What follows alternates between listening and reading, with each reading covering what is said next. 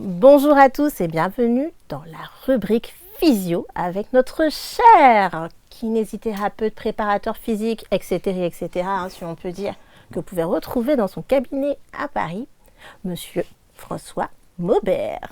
Merci encore de m'inviter pour une nouvelle rubrique. C'est un plaisir parce qu'on en apprend et on en a besoin surtout. Top, partage de connaissances. Alors aujourd'hui, on va parler de la fracture du tibia, c'est bien ça? Ouais, c'est ça, c'est une fracture qui arrive malheureusement assez souvent. À la base, c'était quand même quelque chose qui était de plus en plus rare, mais là, avec l'apparition de la préparation physique, et puis aussi le dopage aussi, on sait que il y en a malheureusement de plus en plus. Donc je vais décrire un petit peu la type de fracture que c'est, pourquoi, comment le prévenir, etc. Ok, alors pourquoi on se casse le tibia? Alors, pourquoi on se casse le tibia? Bon, en règle générale, il y a plusieurs facteurs. Déjà, il y a le côté un peu mécanique pure. Là, on voit la forme du tibia. On voit que le tibia, il a une forme un peu en entonnoir ici, en entonnoir ici. Ici, il y a une zone un peu de faiblesse. Donc, ce qui arrive en général, c'est la personne frappe avec la zone faible et celui qui reçoit le coup bloque avec la zone forte. Et donc, du coup, ça casse. Donc, ça c'est une première chose. On a envie de dire, pas de chance. Voilà, c'est mauvais timing. Mauvais timing dans celui qui défend par rapport à celui qui attaque. Celui qui attaque envoie trop tôt ou trop tard, et ainsi de suite. Donc ça, mauvais timing, pas de chance. Après, il y a aussi la dureté de l'os à proprement parler. Pourquoi sinon on se casserait le tibia à chaque coup. Pourquoi ça ne casse pas d'une manière générale? Donc il y a une solidité osseuse liée à la densité osseuse. Et on sait qu'il y a plusieurs facteurs qui diminuent cette densité osseuse. Okay, donc un des facteurs, c'est le surentraînement. C'est un mauvais dosage de la charge d'entraînement. Et on sait, à l'approche du combat, les personnes qui ont tendance à augmenter l'intensité des entraînements associés à de la préparation physique pas forcément bien dosée, ça charge beaucoup les os. Et on sait que les os, ils réagissent à la charge. C'est-à-dire qu'on a des petites cellules dans les os qui s'appellent les ostéoclastes et les ostéoblastes. Les ostéoclastes cassent l'os et les ostéoblastes reconstruisent derrière. Et il y a un équilibre entre les deux.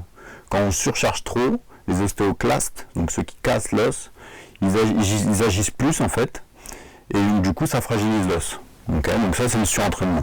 Voilà. Après, il y a aussi tout ce qui va être carence. Donc les carences en vitamine D, ça c'est la plus importante des carences dans ce cas-là. Et bien sûr, on sait que dans ces sports-là, dès qu'il y a une perte de poids, dès qu'il y a un cutting, il y a forcément des carences qui se mettent en place. Le cutting surtout, il y a une perte d'eau, donc de calcium. Donc voilà, en fait, il faut bien comprendre que cette fracture, c'est ça, plus ça, plus ça, plus ça qui aboutit à ça. Après, il faut le mentionner quand même, il y a le dopage. Le dopage, on sait que le dopage a deux actions. Il y a une action sur l'os directement en diminuant la construction de l'os, déjà. C'est-à-dire que ça favorise plus les ostéoclastes que les ostéoblastes, déjà. Ça, c'est une première chose. Deuxième chose, le dopage permet d'augmenter la capacité d'entraînement. C'est-à-dire que le corps envoie des alertes en mode « Ah, je suis fatigué, repose-toi ». Sauf qu'en étant dopé, on n'a plus ces alertes. Et donc du coup, le corps subit. Et c'est comme ça qu'aboutit, avec un peu de malchance et un mauvais timing, hop, l'impact et hop, ça casse. Bon, voilà. D'accord. Donc plein de facteurs. On a beaucoup d'explications, ça c'est un plaisir. Si vous avez des questions, n'hésitez pas. On laisse Instagram de François Maubert en description, d'ailleurs même au niveau de l'écran, en bas de l'écran, on va le mettre aussi. N'hésitez pas à poser vos questions, en tout cas en commentaire. Alors comment est-ce qu'on traite cette fracture? Alors cette fracture, la personne se fait la fracture, ok. Après, la fracture, elle peut être ouverte, elle peut être fermée. Ouverte, c'est quand il y a une plaie associée. Là, ça, c'est des complications. En règle générale, elle est fermée. C'est comme ça qu'on voit le pied ballant. Hop. La première, si la fracture n'est pas trop importante, il y a un traitement qu'on appelle orthopédique qui va juste être un plâtre. Un plâtre, voilà, pendant 45 jours, et puis après une botte de marche, et puis un peu de rééducation, et voilà. Ça, c'est le mieux. En règle générale, la fracture est un peu plus violente que ça, et du coup, on partira sur ce qu'on appelle un clou médulaire, ici, c'est-à-dire qu'il passe carrément une tige dans le tibia. Donc bon, c'est de la chirurgie qui est assez lourde, hein. Il y a un bon 3 mois sans appui. Après, il y a 3 mois de rééducation. Et après les 3 mois de rééducation, il y a 3 mois pour la reprise de confiance pour le combat. Et après, il y a 3 mois encore pour revenir à la compétition. Donc si on se fait ce genre de blessure, c'est l'année est morte. L'année est morte. Donc voilà. Petit exemple de fracture qu'on peut voir, hein. Il y a tous les grands noms du MMA, Anderson Silva, Wyden, Conor, ils sont tous fait cette fracture. Dans le MMA, Et ça correspond d'ailleurs pour Conor McGregor. Ça correspond à la durée de... Ouais, c'est ça. Ça va faire un an. Ouais. Anderson Silva, pareil. Hein. Oui. C'est la même chose. Hein. Et son adversaire aussi par la suite. Hein. C'est ça qui est... Ouais. Alors, il n'y a pas une, je sais pas, quelque chose de bizarre avec ça, parce que c'est vrai que souvent, les adversaires qui ont causé, en quelque sorte, la fracture, bizarrement, la fois d'après ou quelques combats plus tard, on les voit avec cette même fracture. Ouais, c'est bizarre quand même. Ça, je pense que c'est le karma, ça. C'est le karma. Hein. Mais non, par contre, dans le MMA, ce genre de fracture est quand même relativement plus importante qu'en boxe taille, alors qu'en boxe taille, il y a statistiquement plus de low kick. Donc moi personnellement, je partirais sur la notion de dopage. On sait que dans le MMA, même s'il y a des contrôles de plus en plus, à cette époque où Anderson Silva était encore dans le circuit, il n'y avait pas autant de contrôles que maintenant. Et bon, voilà, je ne vais pas me lancer là-dessus, mais pourquoi dans le MMA plus de fractures de ce type-là qu'ailleurs? Voilà. Après, il y en a partout. Hein. Il y a Tyrone Sponge en K1 qui s'est fait ça aussi.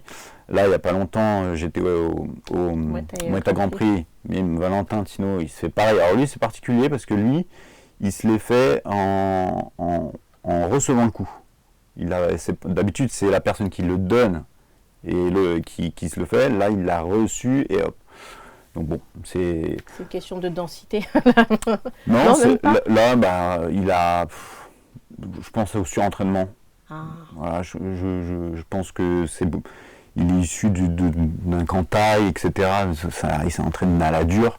Je pense que c'est une notion de charge d'entraînement qui n'a pas été optimale dans ce cas-là. C'est en ça aussi que du coup la préparation physique, il faut être vraiment bien encadré pour éviter de faire des... Ça c'est le travail des coachs, ça c'est le travail des coachs, des préparateurs, de tout le staff, pour justement prévenir ça.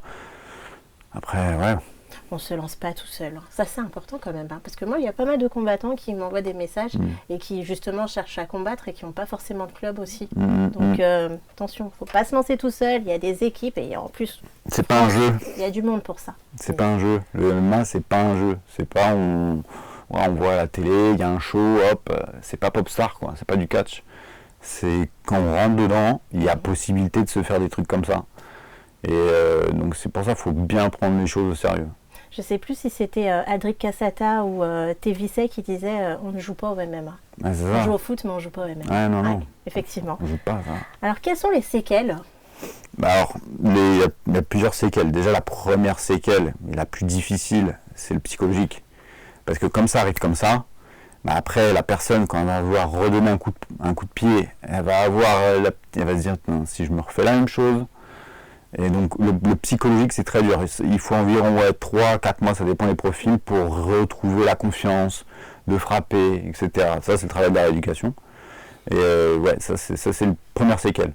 Après il y a plein de petites séquelles qui peuvent être très, très embêtantes. On sait qu'une fracture comme ça du tibia, il y a des nerfs, il y a des vaisseaux, il y a des muscles derrière, donc il peut y avoir des troubles de sensibilité, des troubles de force. Après les déplacements ils peuvent être un peu perturbés. Ça impacte forcément, le tibia c'est entre le genou et la cheville, donc ça peut impacter la cheville, ça peut impacter le genou, ça peut impacter la structure du corps d'une manière générale, ça peut le déséquilibrer. Il y a ce qu'on appelle le syndrome de loge qui est possible aussi, c'est-à-dire qu'il y a des loges dans la jambe, et il peut y avoir une accumulation de sang dans ces zones-là qui peuvent comprimer les muscles et faire une nécrose au niveau musculaire. Donc c'est des personnes qui après vont perdre de la force dans la jambe. Donc après voilà, il y a aussi des pseudarthroses possibles, c'est-à-dire une mauvaise consolidation de l'os. Et donc du coup l'os est plus fragile. Voilà, en gros toutes les séquelles possibles.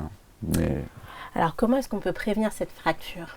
Donc prévenir la fracture, on ne peut pas. En revanche, on peut faire en sorte de se mettre dans des bonnes conditions pour pas que ça arrive, dans ce sens-là. Parce qu'on ne peut pas prévenir, ça arrive, quoi. D'une manière générale, se faire une petite cure quand on est dans le camp d'entraînement, se faire une petite cure de vitamine D, soleil et calcium, c'est le combo pour protéger les os. Et là, ça, c'est la base. Voilà, il y a deux actions pour entre guillemets se renforcer les tibias. Il y a l'action sur l'os et il y a l'action sur la douleur aussi. C'est les deux actions. Action sur l'os, donc un petit combo calcium, vitamine D, soleil, ça c'est la base.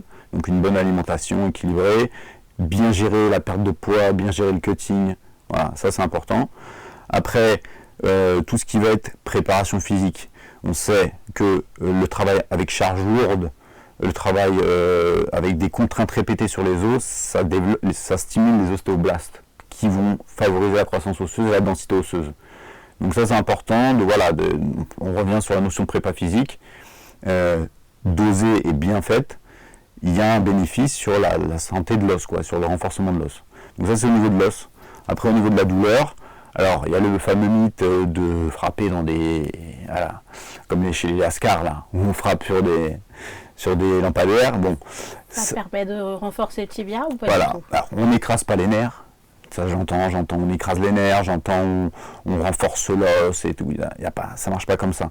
En fait, tout simplement, on apprend au cerveau que ce coup-là n'est pas dangereux. Donc c'est pour ça qu'il faut être super progressif. Ça ne doit pas se faire dans la douleur forte. Ça doit être une douleur raisonnable. Donc quand on voit des coachs qui écrasent les tibias de leurs élèves et ils sont aux larmes, aucun intérêt. On peut le faire de manière progressive, doucement. Le meilleur moyen, ça reste les sacs de frappe, tout simplement, les PAO. Voilà, ça, en fait, on apprend au cerveau que voilà, là, oui, il y a une douleur, mais c'est pas grave. Et donc, du coup, le cerveau va dire, ok, ça c'est pas grave, d'accord, ok, donc plus de douleur. Et puis ainsi de suite, et puis petit à petit, on augmente la contrainte, comme ça. Et à la fin, le cerveau, pour un coup pleine balle, il n'y a pas de signaux de douleur. Donc bon. Les jeunes, ils voient les karatékas casser des battes, donc ils se disent wow, je vais faire pareil. Mais voilà, il y a eu tout un processus avant d'arriver là. Et donc si on fait ça, voilà comment on finit, quoi. En gros, voilà. D'accord. Bon, c'est très clair. Hein. C'est Ouais. très clair. On en aura appris encore une fois. C'est un plaisir, hein. Franchement. Merci beaucoup parce que c'était une rubrique qui me tenait à cœur. Quand même. Ouais. Donc là, on a encore des sujets. La prochaine, on ne sait pas encore ce que c'est, mais... T'inquiète pas, il y a plein de sujets. Le MMA, c'est rempli de sujets de ça. Alors, comme d'habitude, hein, on vous invite souvent à aller voir le médecin. Mmh. Ouais. Ouais, voilà. Qui m'a dit tout à l'heure. Ouais. Donc, voilà. Merci beaucoup, François. Et puis, on se dit à très vite. Merci beaucoup. Et n'oubliez pas, si vous avez des questions, laissez-les en commentaire. Merci à tous. Merci.